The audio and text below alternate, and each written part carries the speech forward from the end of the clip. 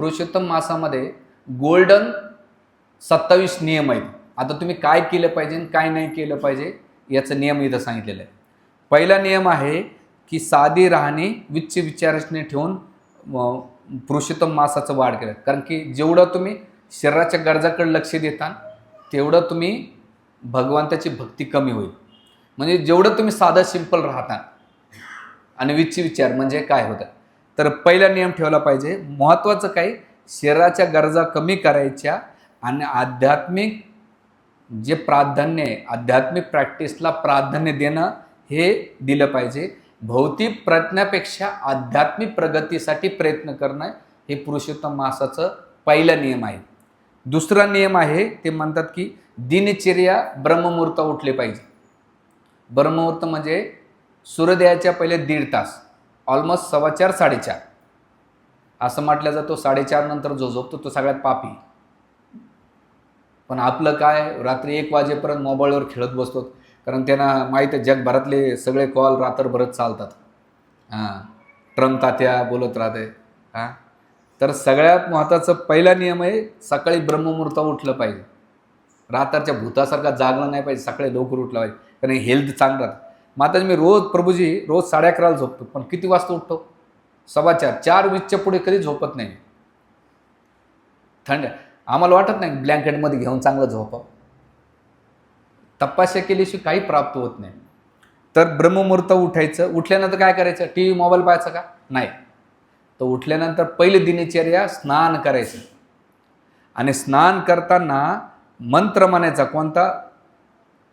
याचा ब्रह्ममुहूर्त उठल्यानंतर एकतर 4 ते 4:45 हा ब्रह्ममुहूर्त असतो. जागरण करायचं.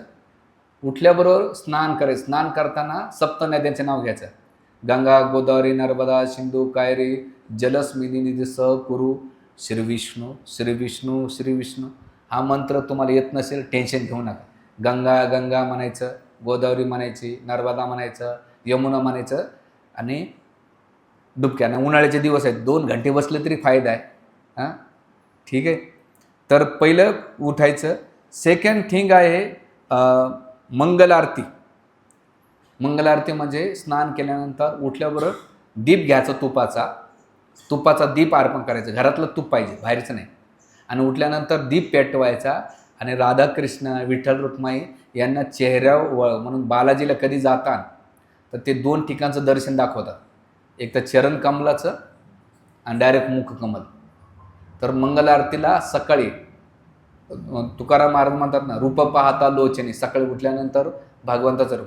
सदा माझा डोळा जड तुझ्या मूर्ती. सकाळी उठल्यानंतर डोळा कुठं? भगवान पांडुरंगाचं दर्शन. तूप घ्यायचं, तुपाचा दिवा आणि भगवंताचं दर्शन घ्यायचं. मग आता तुम्ही म्हणता प्रभूजी आमच्या घरात शक्य नाही, मंगल आरतीला या. मंगल आरती महिनाभर करा, काही फरक पडत नाही. तिसरी गोष्ट, ते झाल्यानंतर नाम जप करायचं ह्या महिन्यावर. आता ह्या महिन्यात तुम्ही जे करणार ते अधिक भेटणार. 16 करताना 32 भेटल, 32 केलं तर 64 भेटल, 64 केलं तर आणखीन डबल भेटल. ठीक आहे.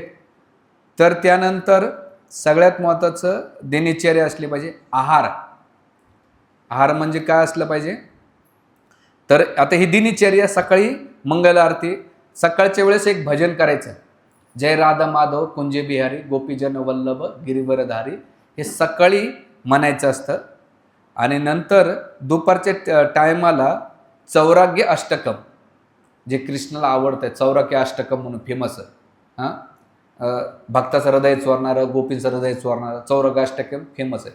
ते तुम्ही दुपारच्या वेळेस म्हणायचं असतं. आणि संध्याकाळच्या टायमाला नंद अष्टकम, जगन्नाथ अष्टकम किंवा सचीसूत अष्टकमपैकी एक गायन करायचं. पण याच्यामध्ये सगळ्यात महत्त्वाचं नंद अष्टकम किंवा जगन्नाथ अष्टकम हे तिन्हीपैकी एक म्हणायचं. तिन्ही म्हटलं तर सगळ्यात चांगलं. आणि केल्यानंतर हे सकाळपासून संध्याकाळचं स्तुती असते. सकाळी जय राधा माधव, दुपारा चौराग्य अष्टकम 12च्या टायमाला आणि संध्याकाळी हे अष्टकम म्हणायचं. म्हटल्यानंतर जो गोवर्धन परम धर्म वंदे जो मंत्र मी मागच्या वेळेस सांगितल्या प्रवचनाच्या, तो मंत्र ठराविक 3 वेळा उच्चारण करायचा असतो. म्हणजे सकाळी 3 वेळा, दुपारी 3 वेळा आणि तिन्ही संध्यामध्ये 6:30च्या आसपास तो मंत्र म्हणायचा. ठीक आहे. आणि केल्यानंतर ह्या महिन्यामध्ये नियमित साधनेमध्ये वाढ व्हायची. नियम आता ध्यानात ठेवा. किती नियम झालेत माझे? 8-9 झाले. 9 झाले. आकडा सांगायचं राहिलो मी. त्याच्यानंतर हा महिना 3 वर्षातून एकदा येतो, ध्यानात ठेवायचा. किती? 3 वर्षातून येतो. मग 3 वर्षातून एकदा माझं 3 वर्षामध्ये जी साधना झाली त्याच्यामध्ये क्वालिटी किती होती, क्वांटिटी काय माहिती, पण तो कोटा भरून काढायचा असेल ना. बघा ना, आपल्या बॉडीत कमी असेल तर आपण काय करतो, प्रोटीनचं ते घेतो ना, काय म्हणतात त्याला, ते चमचा घेतला की बॉडीतले ती सगळं भरून निघतंय ना. हां, रिकाम्या जागा भरा आपल्या भाषेमध्ये. तसं ह्या महिन्यामध्ये तुम्ही जे काही करता तर तुमच्या भक्तीमध्ये जे रिकामीपणा राहिला होता, साधनेमध्ये, सेवेमध्ये, ग्रंथ वाचनामध्ये, मंत्रतंत्रामध्ये, ते अधिक मासामध्ये भरायचं काम करायचं. का बरं भरायचं? कारण पुढचे 3 वर्षे पुन्हा खड्डे होतील. तर त्याच्या भरण्याच्या पहिले पुन्हा तो कोटा कंप्लीट करायचा. म्हणून भगवंत म्हणतात, अरे बाळा, आता एवढे तू मागचे खड्डे भरले, चल जपामध्ये झोपलास, मोबाईल पाहिलंस, गप्पा मारल्या, टी व्ही पाहिलीस तू, पण जप केलास, त्याच्यामध्ये थोड्या त्रुटी राहिल्या, पण अधिक मासात करे ना तर भगवंत म्हणते, चल बोनस जे राहिले ते भरून टाकू आपण. आणि आता याचे पुढचा कोटा, जसं ते उंट काय करतो, एकदाच पोटभर खातो, पण जेव्हा भूक लागली की पुन्हा काढतो त्याला, जर भेटलं नाही तर. तसंच पुरुषोत्तम मासाचा जेवढा कोटा केला तो काढायचा. ही नियम आहे अधिक मासामध्ये. तर याच्यामध्ये सगळ्यात महत्त्वाची गोष्ट काय करायची, नियमित जे 5 माळा करणार त्याने 10 केल्या पाहिजे, जे 10 करतात त्याने 16 केल्या पाहिजे, जे 16 करतात त्याने 32 करा, आणि जे 32 करतात ते 64 करा. जास्तीत जास्त महामंत्राचा जप करायचा. गाव गप्पा गॉसिप अजिबात नाही करायची या महिन्यामध्ये, कारण पुरुषोत्तम मास आहे आणि भगवंताला प्रसन्न करा. दुसरं गोष्ट म्हणजे ग्रंथाचं वाचन करायचं. ग्रंथांमध्ये कोणता ग्रंथ वाचायचा, तर सगळ्यात महत्त्वाचं श्रीमद भगवद्गीतेचा 15वा अध्याय पुरुषोत्तम योग. कोणता? 15वा अध्याय. तो दिवसातून 2 वेळा, सकाळी संध्याकाळी म्हटला पाहिजे. 20 श्लोक आहे त्याच्यामध्ये, जास्त श्लोक नाहीत. किती श्लोक आहेत? तो बरं, तुम्ही म्हणता प्रभूजी आम्हाला वाचता येत नाही. सरळ सोपं, यूट्यूब जिंदाबाद, तो लावायचा आणि ऐकायचा. ठीक आहे. त्याच्यानंतर 15वा अध्याय झाल्यानंतर श्रीमद भागवताचा 10म स्कंद, आणि 10म स्कंदातला 14वा अध्याय ब्रह्मस्तुती, जे पुरुषोत्तम भगवंताला गुणगान केलेले. तो कोणता? भागवतातला 10म स्कंदातला 14वा अध्याय तो वाचायचा. आणि आणखीन एक ग्रंथ वाचायचा, तो म्हणजे कृष्ण चरित्र. या महिन्यामध्ये पुरुषोत्तमाच्या लीला सकाळ संध्याकाळ वाचून काढायचा पूर्ण महिना. आणि एवढं केल्यानंतर हे साधनेत वाढ झाली पाहिजे. आता आहार आणि शारीरिक तपस्या कशी करायची, तर महत्त्वाचं, जे 4 टाईम खाणार आहे त्याने 3 टाईम खा. ठीक आहे. जे 3 टाईम खाणार आहेत त्याने 2 टाईम खा. 2च्या खाली येऊ नका, नाही तर पुढच्या महिन्यात म्हणता, प्रभूजी तुमचं सांगितलं ना, आमच्या हाडाला मांस राहिलं नाही आता. नाही, तर त्याच्यामध्ये तुम्ही करू शकता. जर 1 टाईम खाल्ला समजा, त्यामध्ये फळाहार करायचा, सात्विक भोजन, आणि प्रसादासाठी केवळ तुपाचा वापर करायचा. पुरुषोत्तमाला भोग लावायचा. सोयाबीन तेल, मोहरीचे तेल, सनफ्लॉवर ऑइल नाही, तर प्युअर शुद्ध तुपातलंच भोजन करायचं, भगवंताला अर्पण करायचं. आणि भक्तांना सुद्धा शुद्ध तुपातलंच भोजन स्वीकार करायचं. इथे सांगितलेलं बरं, माझं मनातलं सांगत नाही. या महिन्यात 1 महिना तूप खाल्याचं महत्त्व सांगतात बरं. सगळ्यात मग देशी तूप वापरायचं. आणि सगळ्यात महत्त्वाचं ब्रह्मचारी व्रताचं पालन करायचं, स्त्री पुरुषांनी 1 महिना हे करायचं. सगळ्यात महत्त्वाचं आपला आवडता पदार्थ ह्या महिन्यात त्याग करायचा. ते म्हणजे प्रभूजी आजपासून 1 महिना कडू कारलं खाणारच नाही. नाही, म्हणजे आपले न आवडणारे आयटम त्यागायचं नाही. तर ते म्हणतात की जो तुमचा आवडता एखादी भाजी असेल, स्वीट पदार्थ असेल, चटपटा आयटम असेल, 1 महिना खायचा नाही. भगवंत म्हणतात किती मोठा त्याग केला भक्तानं, की या महिन्यामध्ये वडापाव समोसा खाल्ला नाही ना. तर ते आवडतं सोडायचं. आणि सगळ्यात महत्त्वाचं, मानसिक शुद्धीसाठी निरपेक्ष भावानं व्रत करायचं. हा जो नियम आहे तो झाला 18वा नियम.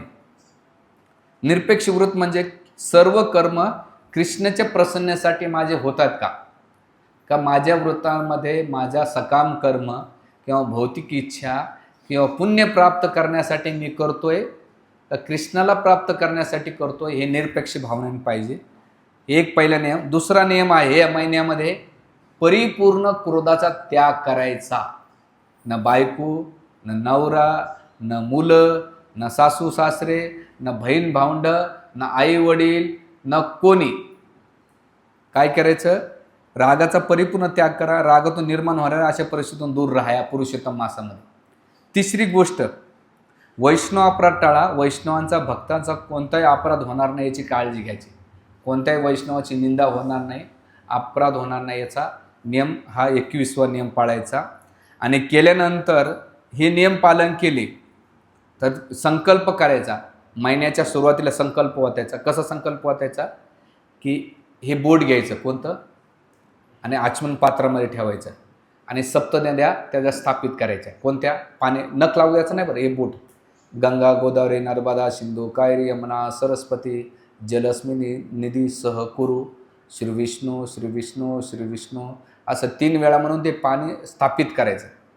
आणि केल्यानंतर आचमन पात्र घ्यायचं, डाव्या हातानं पाणी सोडायचं आणि मग पळीनं पुन्हा पाणी घ्यायचं, उजव्या हातानं सोडायचं आणि असं मुद्रा धरायची आणि पाणी टाकायचं. ओम केशवाय नमः, ओम, पुन्हा पाणी सोडायचं, ओम नारायण नमः, पुन्हा पाणी ग्रहण करायचं, पुन्हा पाणी घ्यायचं, सोडायचं आणि ओम केशवाय, ओम नारायणाय, ओम माधवाय, माधवाय म्हणून घ्यायचं आणि पुन्हा सोडायचं आणि गोविंद म्हणून पाणी सोडायचं.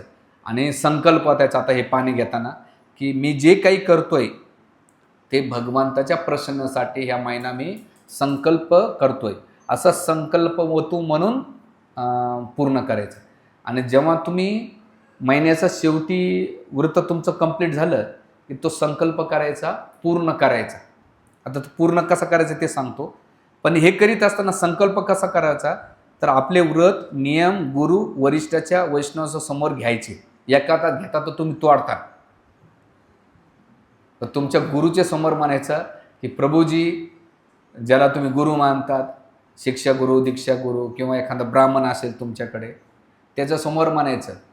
साक्षीला ते राहिले पाहिजे. हां, त्याचं कारण बी असं मी सांगत नाही पण सांगून देतो की जर त्यांना त्रुटी राहिले तर गुरुला करावं लागते, म्हणून त्याची ते सांगितलेले. मी कोणाचा रिस्क घेणार नाही बरं. ठीक आहे. हां, मग प्रभूजी आता 1 महिना भांडण झालं नाही तर संकल्प होतात. आणि दुसरं त्यांचं मार्गदर्शन, आशीर्वाद घ्यायचा जे असतात. दुसरी गोष्ट, आपलं व्रत करताना लोकांसमोर व्रताचा देखावा करायचा नाही, जाहिरीत करायचं नाही. आणि याच्यामुळे संकल्प मोडतो आणि जेव्हा तुम्ही व्रत दुसऱ्याला सांगता त्याचं पुण्य त्या व्यक्तीला भेटते. असं नाही म्हणजे माझा अधिक महिसा आहे, मी उपवास धरला आहे. लोक म्हणतात ना माझा उपवास आहे श्रावण महिन्याचा. अरे हो, मला माहीत आहे, तू कशाला सांगतो? तर तुम्ही जेव्हा तुमच्या व्रताची जाहिरात करतात तर त्याच्यामध्ये ते म्हणतात की त्याच्यातून तुम्हाला जे फळ पाहिजे ते भेटत नाही. म्हणजे तुम्ही ईश्वराच्या प्रसन्नासाठी करत नाही तर लोकांना दिखाव्यासाठी ते व्रत करतात. हा 25वा नियम आहे. त्याच्यामध्ये सगळ्यात महत्त्वाचं काय गोष्टी करायच्या व्रतामध्ये? तीर्थवास करायचा. 30 दिवस वृंदावन, जगन्नाथपुरी, मायापूर, द्वारका अशा धामामध्ये 1 महिन्याचा वास करायचा. आपलं भाग्य नाशिकला, नाशिकमध्ये तुम्ही राहतात तर नाशिकमध्ये तुम्ही ते करू शकता. ते नाही जर शक्य झालं तर इस्कॉन मंदिर कृपात म्हणतात जिथं भगवंताचे विग्रह ते धामासारखंच आहे. तर 30 दिवस मंदिरातला निवास असला पाहिजे. दुसरी गोष्ट, ह्या महिन्यामध्ये तुम्ही गेलं पाहिजे तीर्थयात्रेला. तर जमलं तर पंढरपूर, आता बघू आपलं कसं होतं आहे. पंढरपूर नाही जमलं तर एकादशीला आणि मधामध्ये जेवढं तुम्हाला गोदावरी स्नान करताय तर तुम्ही गोदावरीला स्नानाला जाऊ शकता, ते करू शकतात. ठीक आहे. दुसरी गोष्ट करायची, वैष्णवाचा संघ करायचा. वैष्णव संघ म्हणजे काय? एकत्र येऊन भक्ताने भजन करायचे. इथं आता भजन मंडळी तयार होते अभिनंदन प्रभूजीचं, तर भजन करायचे एकत्र. कोणते भजन? तुम्ही आमले नाही, जे मी अष्टकम सांगितले ना ते म्हणायचे, ते म्हणायचे, असं म्हणायचं. तिसरी गोष्ट, दररोज हरिकथा ऐका आणि महिन्याचं 1 कथा ऐकण्याचा वेळ त्याच्यात वाढवा. तर तुम्ही एखाद्या भक्ताकडून ती कथा ऐका जास्तीत जास्त. घरात एकत्र बसा, प्रत्येकाच्या घरी कथा करा. आज कृष्णाचं आपण काय करू, पुतना लीला घेऊ, यांच्याकडं उत्तरासुराची लीला घेऊ, याकडं पुन्हा यमासुराची कथा घेऊ. अशा भगवंताच्या एक एक कथा एका एका भक्ताच्या घरी करायच्या, कथा कीर्तन करायचं आणि प्रसाद करायचा. फिलॉसॉफी अजिबात नाही, प्युअर कृष्ण कथेचा कार्यक्रम ठेवायचा आणि वैष्णवाला दान धर्म करायचा. तर ते केल्यानंतर हे करायचं. आणि दैनंदिन कृतीमध्ये रोज भगवान तुळशीपत्र किंवा कमळ अर्पण करायचं, शारीरिक आणि किंवा स्मरण करून. तर 108 तुळशीपत्र भगवान विष्णूला अर्पण करायचे. कसे करायचे? ओम केशव अर्पण असतो, गोविंद अर्पण असतो, माधव अर्पण असतो, त्रिविक्रम अर्पण असतो, मधुसूदन अर्पण असतो, श्रीधरा अर्पण असतो. असं म्हणून नाही का तुम्ही एक एक तुळशीपत्र शालिग्राम शिला किंवा राधाकृष्ण, विठ्ठल रुक्माई किंवा सीताराम. आता ते म्हणतात ते विग्रह नसेल तर लड्डू गोपाल नसेल तर जे भगवंताचा फोटो आहे त्या भगवंताच्या फोटोच्या चरण कमळाला 108 मंत्र तुळशीपत्र दल अर्पण करायचे. तोडून स्वच्छ स्नान करून सकाळच्या टायमाला अर्पण करायचे. तुम्हाला मंत्रपाठ नसेल तर हरे कृष्ण महामंत्र म्हणून टाकायचं. ठीक आहे. 108 तुळशीपत्र नसेल तर एक कमळ अर्पण करायचं. कमळामध्ये भगवान विष्णूला खूप आवडतं. कमळ का बरं? तर त्याच्यामध्ये लक्ष्मी निवास करते आणि लक्ष्मी जेव्हा कमळाला पाहतात तर लक्ष्मी त्याच्यामध्ये भगवंता, म्हणून भगवंताला कमळ प्रिय आहे, म्हणून तिचं नाव आहे पद्मावती. तर ते कमळ जेव्हा तुम्ही लक्ष्मी सहित नारायण अर्पण करता, नारायण जास्त प्रसन्न होतात. तर ते करायचं. दुसरं, नित्यनेमानं 2 टाईम नित्यनेमानं राधाकृष्णाला तुपाचा दिवा अर्पण करायचा. घरी तूप बनवलेलं, घरच्या वाती, बाहेरच्या वाती नाही, स्वतः वाती बनवायच्या की मी कृष्णासाठी वाती बनवते आणि त्या वातीतला दिवा नाही का तुम्ही काय करायचा, लावायचा. दुसरा नियम.